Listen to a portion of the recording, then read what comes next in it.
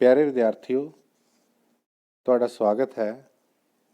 ਅੱਜ ਅਸੀਂ 10ਵੀਂ ਜਮਾਤ ਨਾਗਰਿਕ ਸ਼ਾਸਤਰ ਦਾ ਪਾਠ ਪਹਿਲਾ ਭਾਰਤੀ ਸੰਵਿਧਾਨ ਦੀਆਂ ਵਿਸ਼ੇਸ਼ਤਾਵਾਂ ਇਹ ਸ਼ੁਰੂ ਕਰਨ ਜਾ ਰਹੇ ਹਾਂ। ਸੰਵਿਧਾਨ ਇੱਕ ਮੌਲਿਕ ਕਾਨੂੰਨੀ ਦਸਤਾਵੇਜ਼ ਹੁੰਦਾ ਹੈ ਜਿਸ ਦੇ ਅਨੁਸਾਰ ਕਿਸੇ ਵੀ ਦੇਸ਼ ਦਾ ਸ਼ਾਸਨ ਪ੍ਰਬੰਧ ਚਲਾਇਆ ਜਾਂਦਾ ਹੈ। ਸੰਵਿਧਾਨ ਦੇਸ਼ ਦੇ ਦੂਜੇ ਸਾਰੇ ਕਾਨੂੰਨਾਂ ਤੋਂ ਸ੍ਰੇਸ਼ਟ ਹੁੰਦਾ ਹੈ।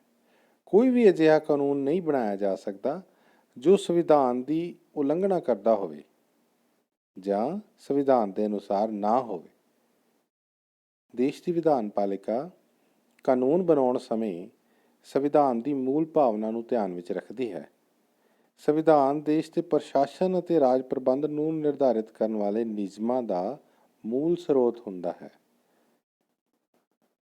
ਭਾਰਤ ਦਾ ਸੰਵਿਧਾਨ ਇਸ ਨੂੰ ਤਿਆਰ ਕਰਨ ਲਈ ਪਹਿਲੀ ਮੀਟਿੰਗ 9 ਦਸੰਬਰ 1946 ਨੂੰ ਹੋਈ ਸੀ। ਭਾਰਤ ਦਾ ਸੰਵਿਧਾਨ ਇੱਕ ਖਰੜਾ ਕਮੇਟੀ ਦੁਆਰਾ ਬਣਾਇਆ ਗਿਆ ਅਤੇ ਇਸ ਕਮੇਟੀ ਦੇ ਪ੍ਰਧਾਨ ਡਾਕਟਰ BR ਅੰਬੇਦਕਰ ਸਨ। 26 ਜਨਵਰੀ 1949 ਨੂੰ ਸੰਵਿਧਾਨ ਸਭਾ ਦੁਆਰਾ ਅੰਤਿਮ ਰੂਪ ਵਿੱਚ ਸੰਵਿਧਾਨ ਪਾਸ ਕਰ ਦਿੱਤਾ ਗਿਆ ਸੀ। ਸੰਵਿਧਾਨ ਨੂੰ ਬਣਾਉਣ ਵਿੱਚ 2 ਸਾਲ 11 ਮਹੀਨੇ ਅਤੇ 18 ਦਿਨ ਇੰਨਾ ਸਮਾਂ ਲੱਗਾ ਸੀ।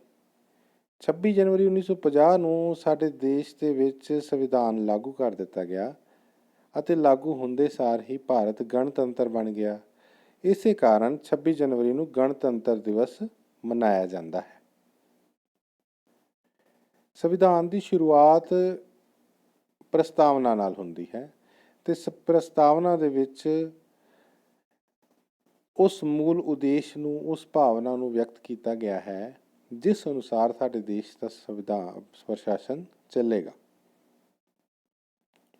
ਇਹ ਪ੍ਰਸਤਾਵਨਾ ਦੀ ਪੇਸ਼ਕਾਰੀ ਅਮਰੀਕਾ ਦੇ ਸੰਵਿਧਾਨ ਤੋਂ ਲਈ ਗਈ ਹੈ ਅਤੇ ਸ਼ੁਰੂਆਤੀ ਸ਼ਬਦ ਅਸੀਂ ਭਾਰਤ ਦੇ ਲੋਕ ਭਾਰਤ ਨੂੰ ਇੱਕ ਸੰਪੂਰਨ ਪ੍ਰਭੂ ਸੱਤਾ ਸੰਪੰਨ ਸਮਾਜਵਾਦੀ ਧਰਮ ਨਿਰਪੱਖ ਅਤੇ ਲੋਕਤੰਤਰੀ ਗਣਰਾਜ ਦੀ ਸਥਾਪਨਾ ਕਰਨ, ਉਸ ਦੇ ਸਾਰੇ ਨਾਗਰਿਕਾਂ ਨੂੰ ਸਮਾਜਿਕ, ਆਰਥਿਕ ਅਤੇ ਰਾਜਨੀਤਿਕ ਨਿਆਂ ਦੇਣ, ਚਿੰਤਕ ਤੇ ਵਿਚਾਰ ਪ੍ਰਗਟ ਕਰਨ, ਵਿਸ਼ਵਾਸ, ਧਰਮ ਅਤੇ ਉਪਾਸਨਾ ਦੀ ਸੁਤੰਤਰਤਾ ਦੇਣ, ਅਵਸਰ ਅਤੇ ਰੁਤਬੇ ਦੀ ਸਮਾਨਤਾ ਪ੍ਰਾਪਤ ਕਰਨ ਅਤੇ ਸਾਰੇ ਨਾਗਰਿਕਾਂ ਵਿੱਚ ਭਾਈਚਾਰੇ ਦੀ ਭਾਵਨਾ ਦਾ ਵਿਸਤਾਰ ਕਰਨ, ਵਿਅਕਤੀ ਦੀ ਸ੍ਰੇਸ਼ਟਤਾ, ਰਾਸ਼ਟਰ ਦੀ ਏਕਤਾ ਅਤੇ ਅਖੰਡਤਾ ਨੂੰ ਕਾਇਮ ਰੱਖਣ ਲਈ ਦ੍ਰਿੜ ਸੰਕਲਪ ਹੋ ਕੇ ਆਪਣਾ ਸੰਵਿਧਾਨ ਸਭਾ ਵਿੱਚ 26 ਨਵੰਬਰ 1949 ਦੇ ਦਿਨ ਇਸ ਸੰਵਿਧਾਨ ਨੂੰ ਅੰਗੀਕਾਰ, ਅਧਿਨਿਯਮਿਤ ਅਤੇ ਆਤਮ ਸਮਰਪਣ ਕਰਦੇ ਹਾਂ। ਅਸੀਂ ਹੁਣ ਇਹਨਾਂ ਸ਼ਬਦਾਂ ਦੀ ਵਿਆਖਿਆ ਕਰਾਂਗੇ ਜਿਨ੍ਹਾਂ ਤੋਂ ਪ੍ਰਸਤਾਵਨਾ ਸ਼ੁਰੂ ਹੁੰਦੀ ਹੈ। ਤੋਂ ਪਹਿਲਾ ਸ਼ਬਦ ਪ੍ਰਭੂ ਸੱਤਾ ਸੰਪੰਨ।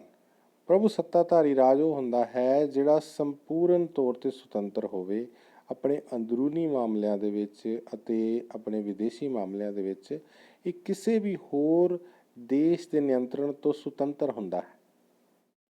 ਆਪਣੀ ਦੇਸ਼ ਅਤੇ ਵਿਦੇਸ਼ ਨੀਤੀ ਦਾ ਨਿਰਮਾਣ ਖੁਦ ਕਰ ਸਕਦਾ ਹੈ। ਸਮਾਜਵਾਦੀ, ਸਾਡਾ ਦੇਸ਼ ਇੱਕ ਸਮਾਜਵਾਦੀ ਦੇਸ਼ ਹੈ ਤੇ ਸਮਾਜਵਾਦੀ ਦੇਸ਼ ਦੇ ਵਿੱਚ ਹਰੇਕ ਨਾਗਰਿਕ ਨੂੰ ਆਪਣਾ ਵਿਕਾਸ ਕਰਨ ਲਈ ਸਮਾਨ ਅਵਸਰ ਮਿਲਦੇ ਹਨ। ਅਮੀਰ ਅਤੇ ਗਰੀਬ ਦਾ ਅੰਤਰ ਘੱਟ ਹੁੰਦਾ ਹੈ। ਸ਼ੋਸ਼ਣ ਕਰਨ ਦਾ ਅਧਿਕਾਰ ਕਿਸੇ ਨੂੰ ਨਹੀਂ ਹੁੰਦਾ। ਹਰੇਕ ਨਾਗਰਿਕ ਬਿਨਾਂ ਕਿਸੇ ਵਿਤਕਰੇ ਦੇ ਸਮਾਜਿਕ, ਆਰਥਿਕ ਅਤੇ ਰਾਜਨੀਤਿਕ ਨਿਆਂ ਪ੍ਰਾਪਤ ਕਰਦਾ ਹੈ। ਤੀਸਰਾ ਹੈ ਧਰਮ ਨਿਰਪੱਖ। ਧਰਮ ਨਿਰਪੱਖ ਤੋਂ ਭਾਵ ਹੈ ਕਿ ਰਾਜ ਦਾ ਆਪਣਾ ਕੋਈ ਵਿਸ਼ੇਸ਼ ਧਰਮ ਨਹੀਂ ਹੈ ਅਤੇ ਰਾਜ ਕਿਸੇ ਧਰਮ ਨੂੰ ਸਰਪ੍ਰਸਤੀ ਨਹੀਂ ਦਿੰਦਾ, ਲੇਕਿਨ ਇਸ ਦੇ ਨਾਲ ਨਾਲ ਹਰੇਕ ਨਾਗਰਿਕ ਨੂੰ ਆਪਣੀ ਇੱਛਾ ਅਨੁਸਾਰ ਕੋਈ ਵੀ ਧਰਮ ਅਪਣਾਉਣ ਅਤੇ ਉਸ ਨੂੰ ਮੰਨਣ ਅਤੇ ਉਸ ਦਾ ਪ੍ਰਚਾਰ ਕਰਨ ਦਾ ਅਧਿਕਾਰ ਹੈ। ਲੋਕਤੰਤਰੀ, ਸਾਡਾ ਦੇਸ਼ ਲੋਕਤੰਤਰ ਦੇ ਸਿਧਾਂਤ 'ਤੇ ਕੰਮ ਕਰਦਾ ਹੈ। ਭਾਰਤ ਵਿੱਚ ਸ਼ਾਸਨ ਦੀ ਸਰਵਉੱਚ ਸ਼ਕਤੀ ਜਨਤਾ ਦੇ ਕੋਲ ਹੈ। ਲੋਕ ਚੋਣਾਂ ਦੇ ਦੁਆਰਾ ਉਹ ਪ੍ਰਤੀਨਿਧਾਂ ਨੂੰ ਚੁਣਦੇ ਹਨ ਅਤੇ ਲੋੜ ਪੈਣ 'ਤੇ ਬਦਲ ਦਿੰਦੇ ਹਨ। ਇਹ ਪ੍ਰਤੀਨਿਧੀ ਜਨਤਾ ਦੇ ਅੱਗੇ ਉੱਤਰਦਾਈ ਹੁੰਦੇ ਹਨ। ਭਾਰਤ ਇੱਕ ਗਣਤੰਤਰੀ ਰਾਜ ਹੈ। ਗਣਤੰਤਰੀ ਇਸ ਲਈ ਕਿਉਂਕਿ ਸਾਡੇ ਦੇਸ਼ ਦਾ ਜਿਹੜਾ ਮੁਖੀ ਹੈ, ਰਾਸ਼ਟਰਪਤੀ, ਉਹ ਬਾਦਸ਼ਾਹਾਂ ਦੀ ਤਰ੍ਹਾਂ ਉਸਦਾ ਉਹਦਾ ਜੱਦੀ ਨਹੀਂ ਹੁੰਦਾ, ਬਲਕਿ ਇੱਕ ਨਿਸ਼ਚਿਤ ਸਮੇਂ ਤੋਂ ਬਾਅਦ ਉਸ ਨੂੰ ਚੁਣਿਆ ਜਾਂਦਾ ਹੈ ਅਤੇ ਬਦਲਿਆ ਜਾ ਸਕਦਾ ਹੈ। ਮੌਲਿਕ ਕਾਨੂੰਨ, ਕਾਨੂੰਨੀ ਅਧਿਕਾਰ। ਭਾਰਤੀ ਸੰਵਿਧਾਨ ਦੇ ਤੀਸਰੇ ਭਾਗ ਦੇ ਵਿੱਚ ਅਨੁਛੇਦ 14 ਤੋਂ ਲੈ ਕੇ 32 ਤੱਕ ਨਾਗਰਿਕਾਂ ਨੂੰ ਮੌਲਿਕ ਅਧਿਕਾਰ ਦਿੱਤੇ ਗਏ ਹਨ। ਇਹ ਮੌਲਿਕ ਅਧਿਕਾਰ ਉਹਨਾਂ ਨੂੰ ਆਪਣਾ ਵਿਕਾਸ ਕਰਨ ਲਈ ਦਿੱਤੇ ਗਏ ਹਨ। ਮੌਲਿਕ ਅਧਿਕਾਰ ਸਭ ਨਾਗਰਿਕਾਂ ਲਈ ਸਮਾਨ ਹਨ। ਇਹਨਾਂ ਨੂੰ ਮੌਲਿਕ ਅਧਿਕਾਰ ਇਸ ਲਈ ਕਿਹਾ ਜਾਂਦਾ ਹੈ ਕਿਉਂਕਿ ਇਹ ਸੰਵਿਧਾਨ ਵਿੱਚ ਦਰਜ ਹਨ। ਇਹਨਾਂ ਦੇ ਪਿੱਛੇ ਕਾਨੂੰਨੀ ਸ਼ਕਤੀ ਹੈ। ਪਹਿਲਾ, ਸਮਾਨਤਾ ਦਾ ਅਧਿਕਾਰ। ਅਨੁਛੇਦ 14 ਤੋਂ ਲੈ ਕੇ 18 ਤੱਕ ਸੰਵਿਧਾਨ ਵਿੱਚ ਦਰਜ ਹੈ ਅਤੇ ਇਸ ਦੇ ਅਨੁਸਾਰ ਕਾਨੂੰਨ ਦੇ ਸਾਹਮਣੇ ਸਮਾਨਤਾ, ਧਰਮ, ਜਾਤ, ਲਿੰਗ ਅਤੇ ਜਨਮ ਸਥਾਨ ਦੇ ਆਧਾਰ ਤੇ ਕਿਸੇ ਨਾਲ ਵਿਤਕਰਾ ਨਹੀਂ ਕੀਤਾ ਜਾ ਸਕਦਾ। ਰੁਜ਼ਗਾਰ ਦੇ ਮਾਮਲਿਆਂ ਦੇ ਵਿੱਚ ਅਵਸਰ ਸਾਰਿਆਂ ਨੂੰ ਬਰਾਬਰ ਮਿਲਦੇ ਹਨ। ਅਛੂਤਤਾ, ਉਪਾਧੀਆਂ ਅਤੇ ਕਿਤਾਬਾਂ ਦੀ ਸਮਾਪਤੀ ਕਰ ਦਿੱਤੀ ਗਈ ਹੈ। ਦੂਸਰਾ, ਆਜ਼ਾਦੀ ਦਾ ਅਧਿਕਾਰ ਜਾਂ ਸੁਤੰਤਰਤਾ ਦਾ ਅਧਿਕਾਰ। ਅਨੁਛੇਦ 19 ਤੋਂ ਲੈ ਕੇ 22 ਤੱਕ ਇਹਨਾਂ ਦੀ ਵਿਆਖਿਆ ਕੀਤੀ ਗਈ ਹੈ। ਸੰਵਿਧਾਨ ਵਿੱਚ ਦਰਜ ਹਨ। ਇਹ ਕਿਹੜੀਆਂ ਸੁਤੰਤਰਤਾਵਾਂ ਨੇ?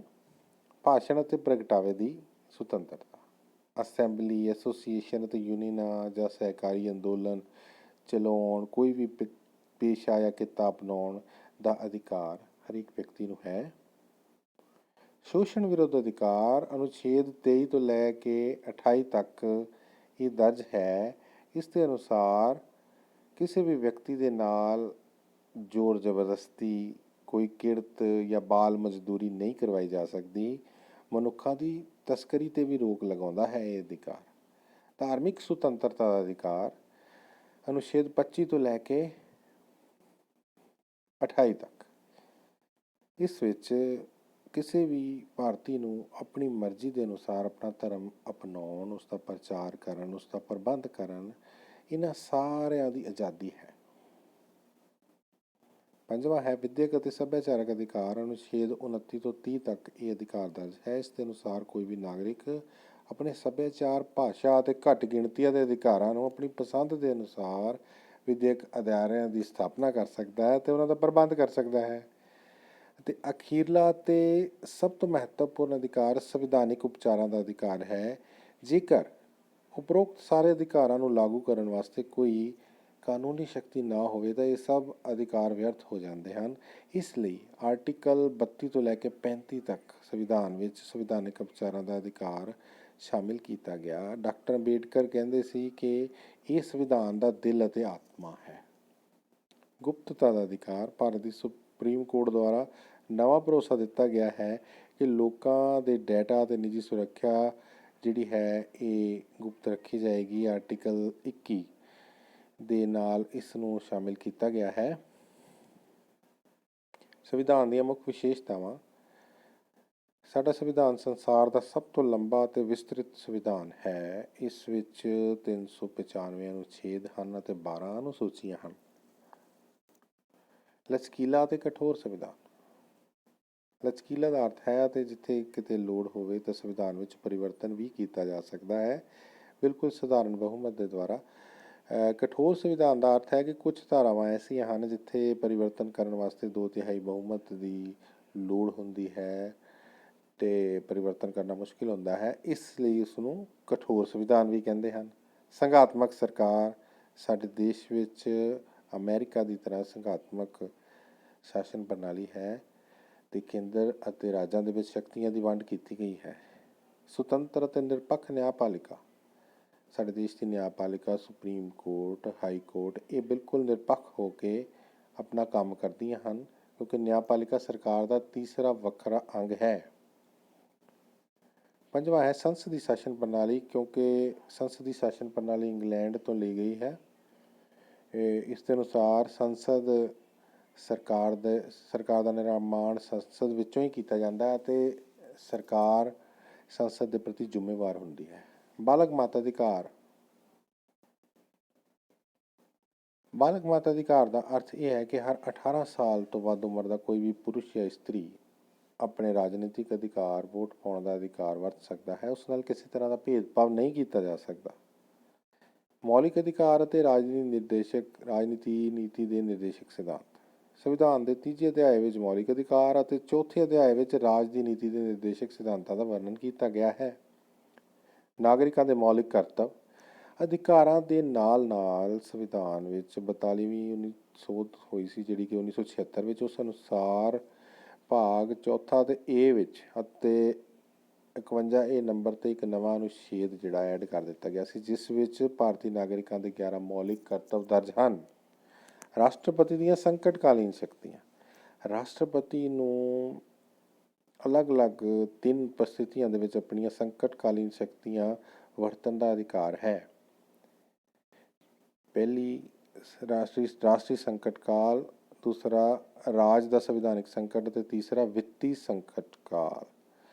ਚੌਥਾ ਨੰਬਰ 10 ਤੇ ਹੈ ਵਿਚਿੱਤਰ ਵਿਸ਼ੇਸ਼ਤਾਵਾਂ। ਇਕਹਿਰੀ ਨਾਗਰਿਕਤਾ, ਇਕਹਿਰੀ ਨਿਆਂਪਾਲਿਕਾ, ਹਿੰਦੀ ਨੂੰ ਦੇਵਨਾਗਰੀ ਲਿਪੀ ਦੇ ਵਿੱਚ ਦਰਜ ਕਰਨਾ ਅਤੇ ਇਸ ਨੂੰ ਰਾਜ ਭਾਸ਼ਾ ਦੇ ਵਜੋਂ ਪ੍ਰਵਾਨ ਕਰਨਾ ਅਤੇ 22 ਪ੍ਰਮੁੱਖ ਰਾਸ਼ਟਰੀ ਭਾਸ਼ਾਵਾਂ ਨੂੰ ਮਾਨਤਾ ਦੇਣੀ। ਦਲ ਬਦਲੀ ਦੀ ਮਨਾਹੀ ਕੀਤੀ ਗਈ ਹੈ ਅਤੇ ਸਰੋਤਾਂ ਤੋਂ ਸੰਵਿਧਾਨ ਘੜਨਾ ਆਦਿ ਸਾਡੇ ਸੰਵਿਧਾਨ ਦੀਆਂ ਕੁਝ ਵਿਚਿੱਤਰ ਵਿਸ਼ੇਸ਼ਤਾਵਾਂ ਹਨ। ਬਹੁਤ ਬਹੁਤ ਧੰਨਵਾਦ।